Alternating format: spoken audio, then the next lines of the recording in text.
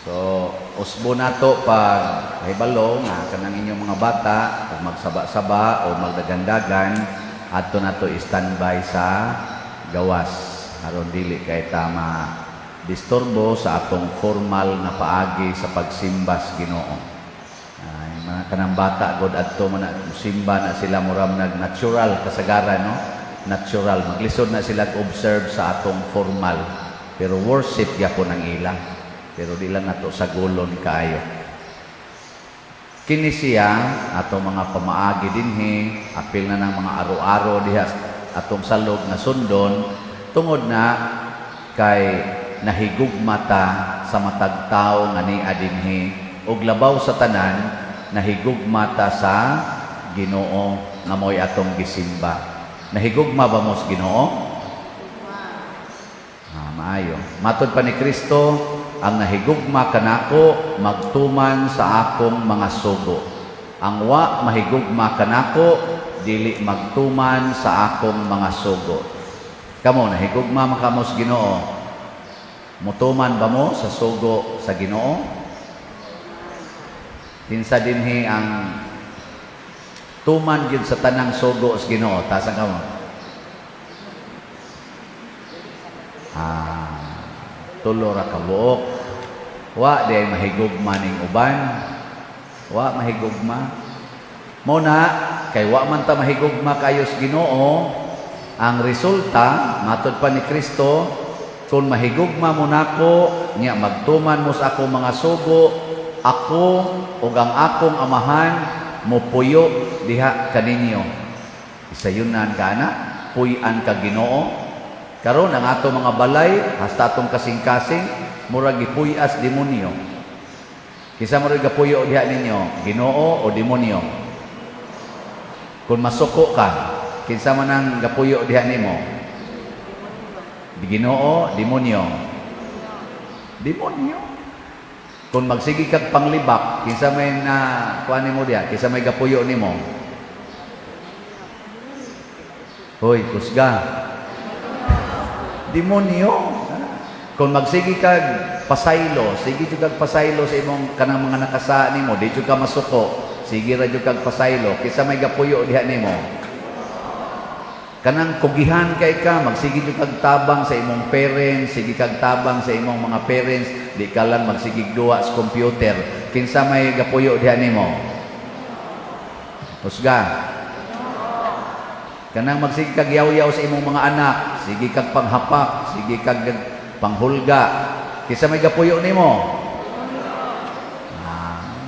Kung ikaw bana faithful kay kas imong asawa, di jud ka mo entertain anang mga laing mga babay, di gani ka mo tan-aw, ari ra jud ka mo tutok sa imong asawa bisag luod na kaistanan. Kinsa may gapuyo diha nimo? Ginoo. Nya kun puy-an tag Ginoo mga igsoon, unsa may mahitabo, magsigi tag hunahuna sa kalipay sa atong isig katawo.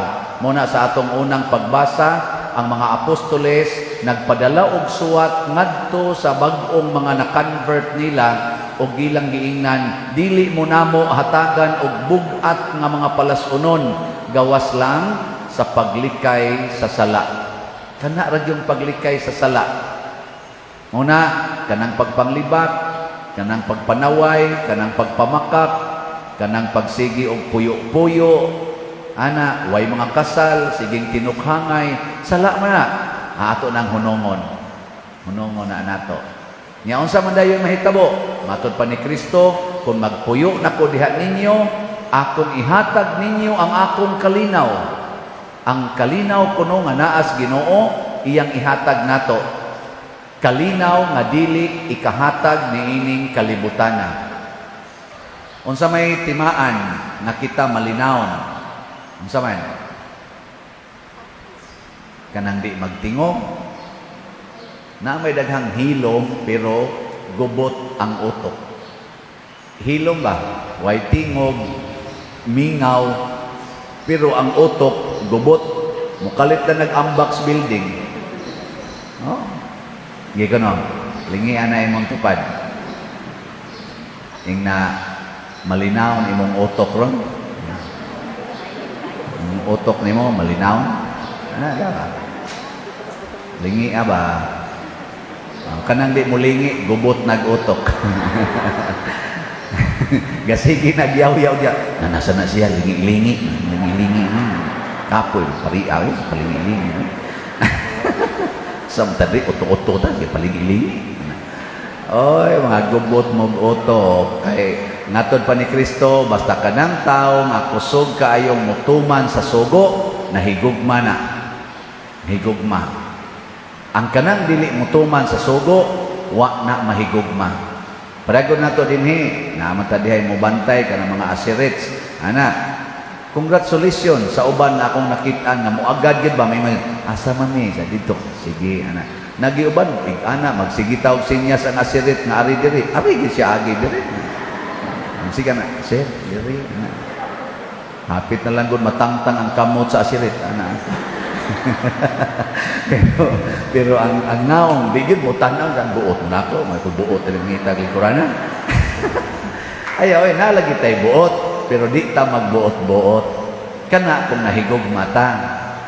Nya ug mato nang buhaton, muabot dayon ang kalinaw. So kini di ang kalinaw nga giingon ni Kristo nga akong kalinaw nga dili ikahatag niining kalibutana, mao di ini ang kalinaw nga bunga sa atong paghigugmaay. Bunga sa atong pag-inantosay para sa usag-usag. Ano bang muantos ka para sa imong isigkataw? Sige kani, antusa kunog lingi ng imong tupad. Nya sultihi siya bisag gamay lang ingna siya antoson tika. Sige na. Ina antoson tika. Mo kanindot ana. Ang nindot kung moingon sa nang imong gisultihan nga same to you. Ana, nindot kay na antoson. So kamo maginikanan antos mo panglaba para dunay nindot nga ikasulob limpyo nga ikasulob ang inyo mga anak. Ayaw silang paantosag palaba, kamoy panglaba mga ginikanan. Nyaing na dayon, antoson tamudong dahi kay ako ng gugma para ninyo. Oh, panghungan din kasi imong anak, sana all. Di ba? Pero ayaw kabalaka. Sa sige nimong antos para nila, mahibong lang unya ka. Moingon na sa nagkalit, ma, pamahuway mo diha. Ayaw na mong panglaba. Kami na yung manglaba. Amo sang antoson para malipay mo. Siya niya, ang sa maya mong buhaton dong, siya, tanaw-tanaw lang mo dihag TV, na prinda bi atong TV dong, o nabi atay TV. Sa sige, kanang ko na lang mo diha, tabi-tabi na lang mo sa papa. Ana, kami lang manglaba, kami mo imang limpyo. Ana, wanay suguay ba? Inantusay? Nya pagtanaw nimo sa ilang gilinabhan, ang imong puti, brown na kay color, imo ra sa antoson. Siya ma, okay ra, nice ra akong paglaba, ingka ondong makapalangit. Siya nga naman, siya antosonon. Naragot, pero why sinawayan? Ngingon sa kang, maulagi na, manglabasan mo, pero lagumpas na akong ninyo yung linabhan. Ayaw, pakauwaw naman sa nang imong. Why insultuhay, inantusay lang. Para bitaw karon, sige mong antos o palit og slot din eh. Ang sa may resulta, murag langit atong dinhi eh. Nindot kayo. Gilak-gilak god. Ato na wa ka antos gihapak ang bata nga nitingog. Kanang dad-an nga dad-a lagi na nga to gawas padagandagana na dito. Pag ingawod antos ta pero inahinayang daan na to. Aron dili kayo na diha mo problema. Antos lagi. Importante ka ng antos. Na, antos mo palit og slot. Munindot ang ato bang tigumanan sa maning simbahan. Daghan kay mga hidini, magsigig picture nya kay nindot kuno tan-aw. Nindot ba o bati? Kanay tungod ba nis mga slots god? Di patay kumbinto to korono dire. Paliti pag ganyan dagan antos. Kana tanan nimong mga anak papalitan nag-slot. Apil na nang nagkamang-kamang. Ingkadi mo magunay pangita pa dir. Ayaw lagi na sila pa palita. Ikay antos og bayad para nila. Dong, ako ning ibayad ha. Nga naman, para nis imong contribution ngadto simbahan. Haron mo sud sa nimo ang Ginoo. Mupuyo diha nimo ang Ginoo. Mao na. Ingon din na imong anak, ma, imo mo kong gipalitan og slot din hino. Siya, tanawa man, natukod na laging kumbinto. So, nakaapil ka na. Ingon na imong anak, puyo niya ko diha, ma. Magsakristan ko. Sige, sakristan siya dire. Hangtod mapari na. Kusog na kayo na manguliktaw niya din. Ingon dahil kabawi gidin taon. Mawasay siguro, ay no. Hatag yun ka ba? Ako bitas una, hatag ko, piso-piso naman akong ihatag simbahan sa una. Itong sige kong alagad sa simbahan, Legion of Mary, sogod mga 1980. Nana, niya pagka 84, active na yun kayo ko simbahan. Isip mga Legion of Mary o choir. O, hatag lang, piso-piso, gamay raman kaya itong income. Pero karon, dako na kaya. Pero, wasag ko maanad anang gitawag o akong tigomon. Ako ginang ibalik. Muna, mag-inantusay ta, naadiha ang kalinaw. Mauni ang bagong syudad nga giingon sa ikaduhang pagbasa nga ang iyang sukaranan mao ang mga apostoles og si Kristo. Matod pa sa ikaduhang pagbasa, naggilak-gilak kining maong syudad.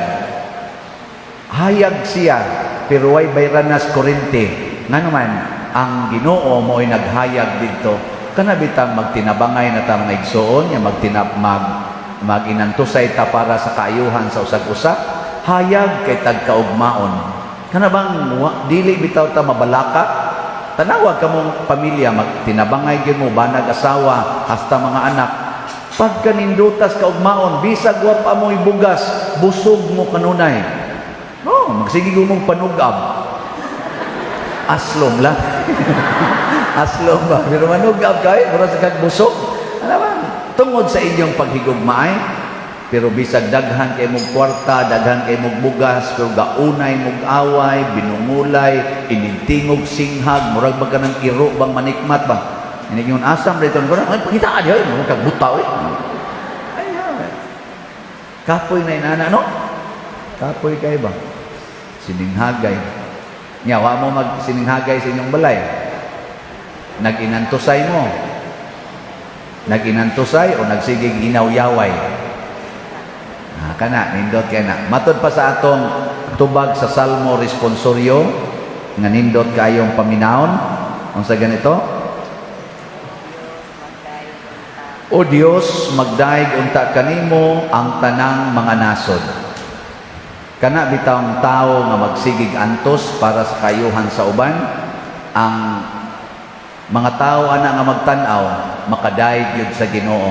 Sama ni Mother Teresa, nagantos para sa mga masakiton ng mga bata o mga tiguang, porting daig sa mga tao. Tibuok nasod, nagdaig sa Ginoo, pinaaging Mother Teresa. Sila si San Roque, nagantos, sila si Saint John Meridiani, sila Saint John Bosco, Saint Martin de Porres, Saint Vincent de Paul, ug uban pang mga santos nga nagantos para sa kaniniang kaayuhan sa uban. Ang mga nasod nagdaig sa Ginoo tungod nila. Kamo, makapadaig ka mo sa Ginoo, ang sa makamudaig ka ang tibuok nasod ngadto sa Ginoo tungod nimo? Ha? Sayon ra kay na, mopalit ra kag slot din. Bitaw, inikahumanan ang atong kanang building o ubang mga kuan niya. Naaman ta na, so naman ta social media. Daghan naman tag mga magsigig follow na to. Nya ato ding i-announce, uy, nibarog na ang atong kumbinto tungod sa atong pagsigig palit og slots. Moingon din na, hala no, dalaygon kay ang Ginoo.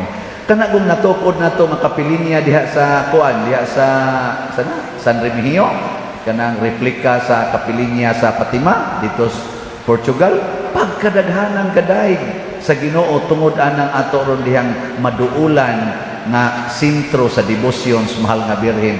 Tungod na sa sige natong pinalitay, inantusay yun. Karon gahapon nahalina na tasad sa atong dopes og 109 ka slots. Pakpakan nato ang namali. Nindot tayo.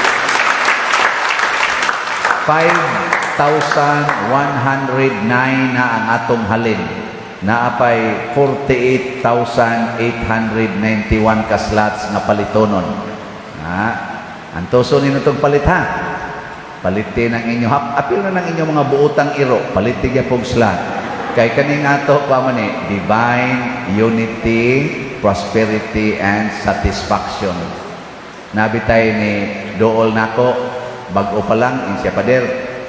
Mura dyan kung matats anang inyong kapaliti, inyong mga anak, inyong ginikanan, anak, kung namo extra. Ako dyan, gipalitan ang tanan pader. Akong bana, akong anak, akong apo, akong gipalitan. Yan, hong-hong ni siya na kong hinay. Ano siya, hastagong kabit sa kong bana pader, akong palitan. Ako, mao ba? Ako, imong gisultihan imong bana, sa wala ko, masuko niya. Pero iya sa kunong gipalitan, oy. Naku, nga nang imong sa itong gipalitan siya, aron doon na sa mi divine unity. Kamu mga asawa, palit mo ina. Kinsa din hing asawaha mo palit og ingon anak. Tapos ko na kamo. Mayawan on kay musta na. Naasad taroy himuon karong Biyernes, Children's Congress pag sirado na sa atong Flores de Mayo o ini kasabado Santa Cruzan. Nang hatag yapon ta ani og budget kay para sa mga bata og mga batan-on, mga school supplies, mga pagkaon, kay maghimo sa tagmurabag kan aligri sang gamay ba. Nya gibana-bana man ni nato nga mo average og mga 1,500 ka mga tao ang mo apil ani. Aning duha ka adlaw. O mga 1,000 average 1,000 ka tao ang mo apil das mga bata. So nag-budget sa tag mga 1 million ani. So namaligya tarog slots nga nindot kay ni nga slots MIP, Mary's Inspiring Purity. Ang mopalit ani, doon na namoy Mary's Inspiring Purity. MIP. Yang dili mo palit, mahimong RIP. Ang inyong rest in peace, no? Dito. Gamiton man ni nato pagpalambo sa pagtuo, muna hinatunta mo palit mo ani 2,000 ka slots atong ibaligya tag 500 per slot sugod karon adlaw hangtod ni sunod Domingo or hangtod mahurot ning 2,000 ka slots. Dako kay ni ka himuan aron mo lambo ang pagtuo o kanimitang pagka masuod sa simbahan ang ato mga bata o mga batan-on pinaagi nining tinuig na activities, Children's Congress, Santa Cruzan, diin atong ipasod ang mga pagtulunan o mga kalihukan simbahan, misa, doktrina, nya maglipay-lipay punta, sharing of talents, panahon aning adlaw. Nya mo gasto mong tag kwarta, ato lasang gastuhan, worth spending for. Mas maayo na lang ni kaysa nang imong ipakolor las imong buhok na ikaw ra gid tayo makapahimus ana. Itampo na diri o ipalit nag slot, di ba? Ang imong buhok mugilak na sa kanindot. Lagi magsilak-silak na. Nga naman puy-an o Ginoo ang imong kinabuhi. Mupuyo lagi ang Ginoo diha. Kay nga naman nahigugma man ka sa simbahan nga anaa diha ang Ginoo. Anaa diha ang bag-ong syudad. Diin ang Ginoo, mao'y iyang kahayag, mao'y iyang kinabuhi, o mao'y iyang katagbawan. Nindot kay ni nga mga pagtulunan ni Kristo, maghatag ginig tinuod na kalinaw nga dili ihatag aning kalibutan na, o di gyud mahatag sa kalibutan. Mugawas ra gid ni diha sa tong kinabuhi kon mutuman nata sa sugo sa Ginoo. Ang usa sugo sa Ginoo karon kanid yung paghigugma sa atong kaatbang sa politika. Humanang eleksyon, sige lang gyapong tinusikay ana ato na ning hunong no kanindot maghigugmaay na gid ta haron magmalinawon nya mauswagon dayon ta. Kana bang kamautang mo hatag og higayon ng atong silingan, ang atong isig katao malinawon sa ilang kinabuhi kaysa magsigi pagitag yaw-yaw, sige pagita og kana ganing sana sinukli ay ana mga bati kay nga mga pulong pagkang giluha. No? Di na ta magsig-ukit-ukit. Paragod anang imong bana, nangabit na siya mga 10 years ago, niya karon nag-text-text sa saglaing babae. Unsa may mo isulti? Masakpan nimo. Imo na sa nang ingon, ikaw no, nanasa ka ng imong kabuang ha, yawa gid kada sa una, imo sa tong gikabit si kuan. Nya karon sugod-sugod na sa kadiya. Hain lang tong hinumdumi katong niagi. Kari na lang di ang bag-o. Nya maghangyo na kas Ginoo unsaon nako ni siya pag higugma Lord nga nisugod naman sa nigtext-text aning laing babae. Ana, iya gining kahuyangan. Nya mayngon din Ginoo, antusa lang para malipay siya. Di imo din ingnon, ako gining bana, panuway. Pero bisan pag unsaon ko niyang suway, di jud ko madala sa panulay. Mo nang moingon din ka kat amangad di kas amahan namo. Sa na ayaw itugot na kami mahulog sa pagsulay. Ana, hinunua luwasa kami sa dautan. Ana, mana malinaw na kana. Pero magsikag hunahuna atong iyang nabuhat sa una, na magsige na sa mug-away, sige na sa sininghagay, sus kapuyas kalibutan, way kalinaw, no? So inantusay, katapusang lingi. Basig di na mo kalingi ro taon-taon. Sultihin ang imong tupad ing na antuson tika. Sige na. Ing na antuson tika. May nga sa imong tupad, bantay ha. Sige, manindog na ta, maginantusay tagtindog. Nagato ako sa Dios Amahan, makagagahom sa tanan.